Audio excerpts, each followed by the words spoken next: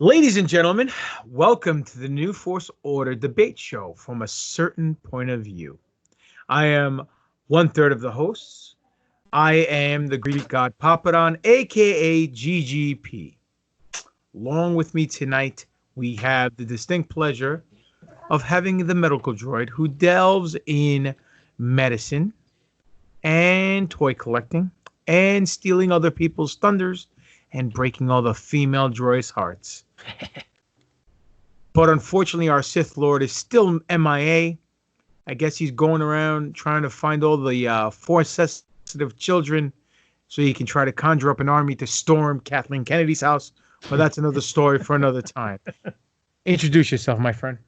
I am the Dark Lord of the podcast, the Sith Army, the Rampaging Revicus, the Butcher, your boy Darth. No, I'm actually not. I am smarter than 2-1B, more technical than FX7, the God of Steel and Thunder. Your boy, Dr. Destroyer, Alex Arroyo. So, ladies and gentlemen, from this show, from a certain point of view, what we do is we take a certain topic, aspect of Star Wars, and we hit it from different angles. We talk about it, and we try to have a nice discussion / debate how we see something differently from a certain point of view. So we were talking on the main show originally about this whole Disney retcon, and we have a little bit of an insider who works at Disney. We call him Kayfabesaurus. He's a dinosaur. And he told us that there's some serious connotations going on, some serious news and moves and shenanigans transpiring between the masses over at Disney, that they're looking to retcon the sequel trilogy.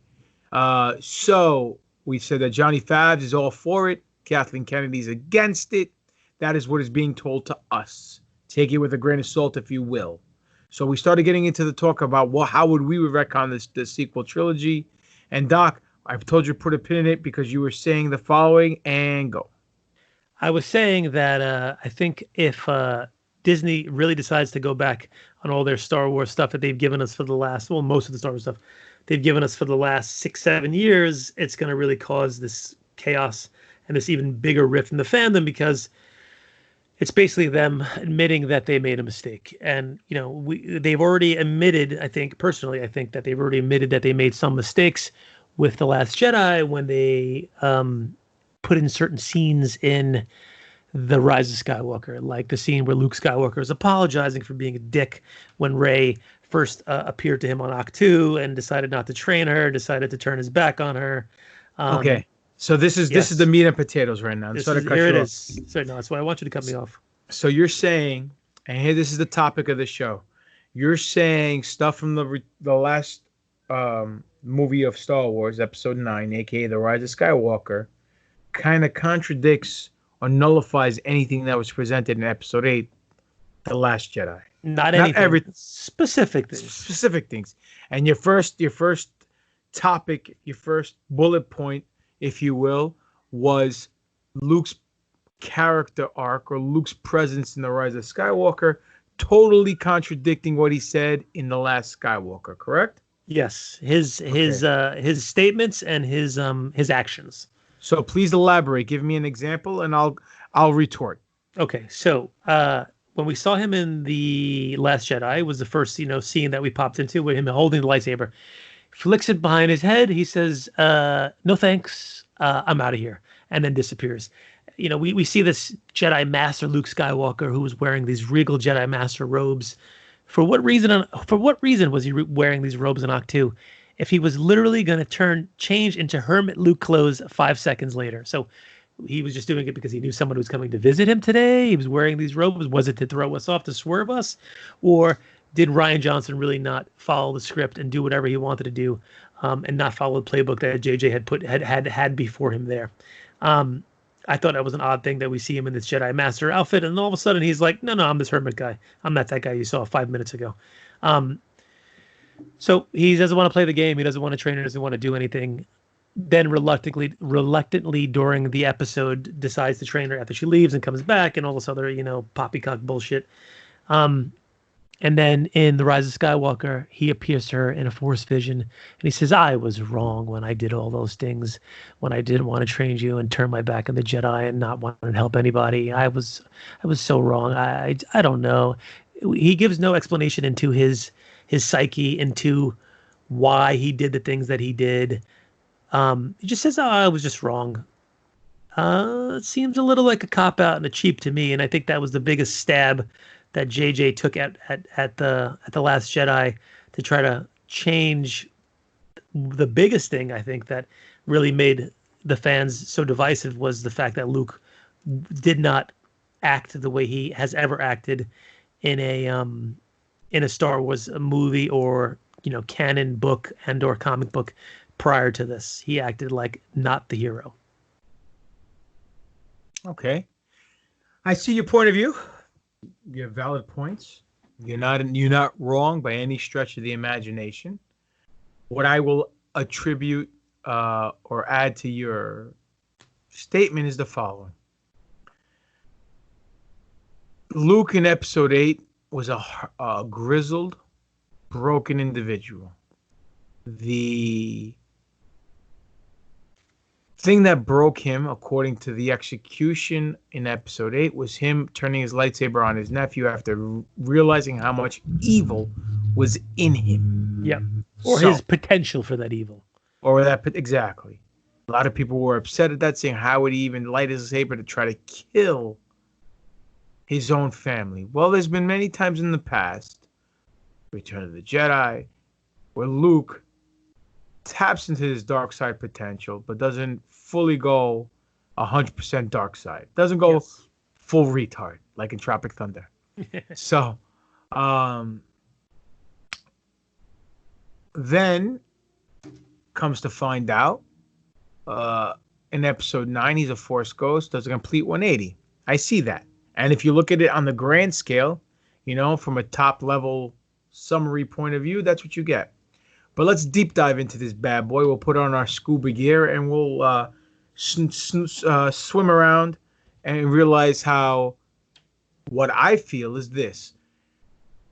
Luke realizes his mistake when he talks to Yoda, because Yoda enlightens him and says, our failure is our greatest teacher, and our students, our greatest thing is to make our students better than who we are. Yes. In a nutshell, right? Yep.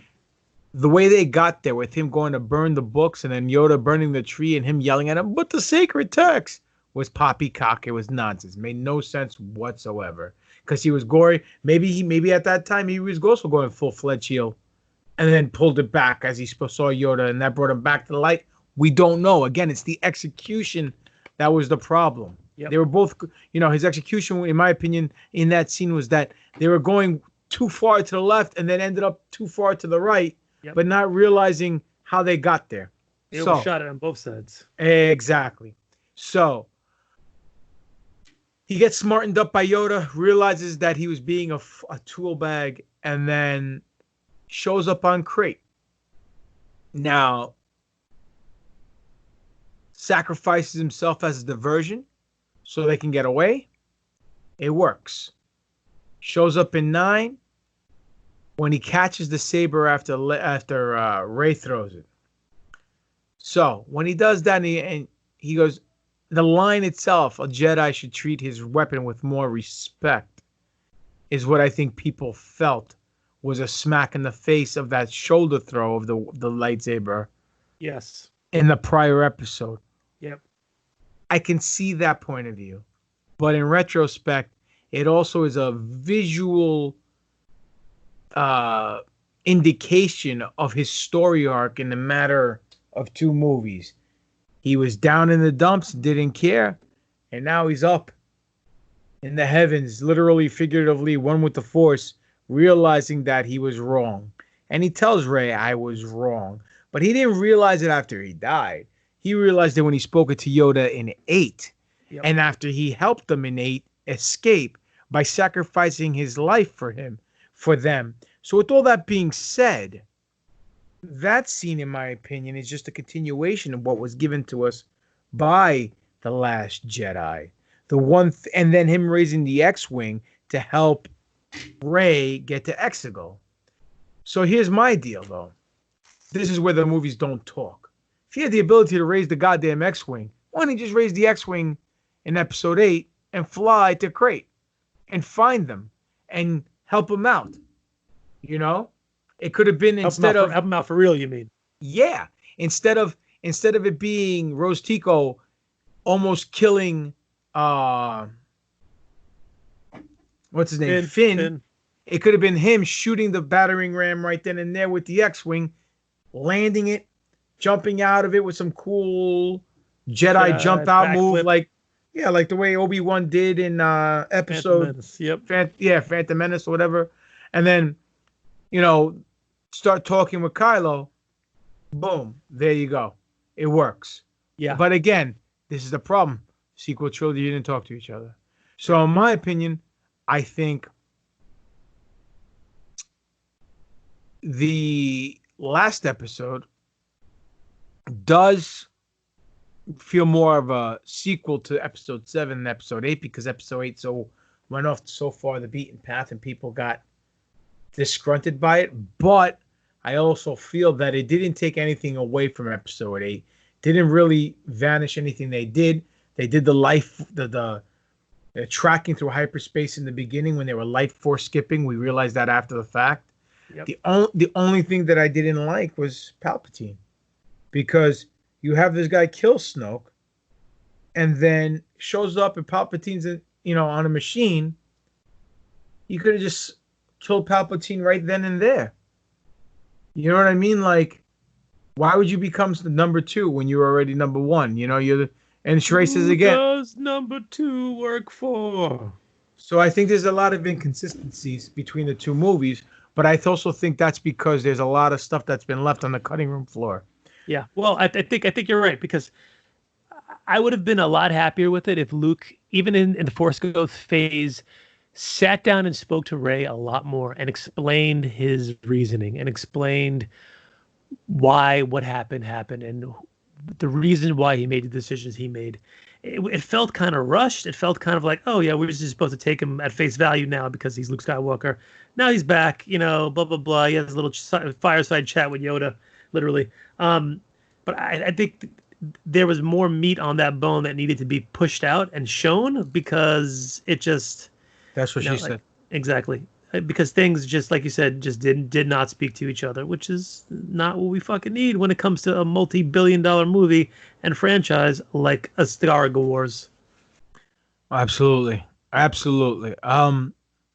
Any other premises in the two movies that you think contradicted each other, like that Luke Skywalker scene, from your point of view? Let me see. From my point of view, there was we talked about this previously about the fact that there was not a lot of Rose Tico. I think that was probably done for a couple of reasons. The excuse they gave for it was the fact that she had a lot of scenes with Leia and they cut a lot of that stuff out of there. I think really the excuse is that people fucking couldn't stand her and they wanted to kind of remove her from the scene so she's not driving people crazy. Because again, she was one of the faces of The Last Jedi. So I think that's definitely one of them as well. Your thoughts?